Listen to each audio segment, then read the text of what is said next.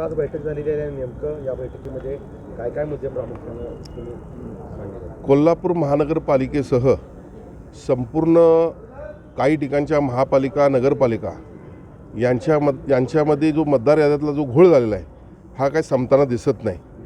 कोल्हापूर महापालिकेच्या 20 वॉर्डामध्ये तब्बल 4,000 4,500 असे मतदार एका वॉर्डातून दुसऱ्या वॉर्डात गेल्याचं आपल्याला निदर्शनास आलेलं आहे.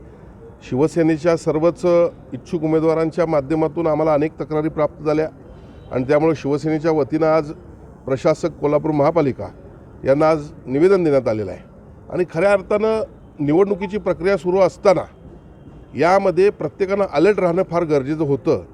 तरी देखील तसं न केल्यामुळं BLOच्या माध्यमातून योग्यरित्या काम करून न घेतल्यामुळं या प्रकाराला आपल्याला सामोरं जावं लागतं. मग याला जबाबदार कोण?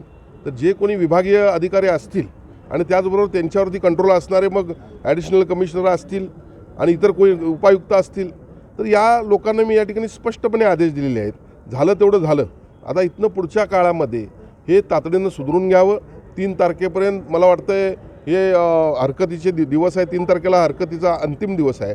हरकती मिळाल्यानंतर संबंधित व्यक्तीला जाऊन मतदाराला जाऊन भेटून त्याचं पहिल्या वॉर्डामध्ये ज्या ठिकाणी नाव होतं त्या ठिकाणी आणण्याची जबाबदारी ही या सर्व लोकांची आहे. आणि जर तसं झालं नाही तर निश्चितपणे या ठिकाणी अशा निष्क्रिय अधिकाऱ्यांच्यावर चार्ज ठेवला जाईल अशा पद्धतीची भूमिका आज या ठिकाणी मांडण्यात आली.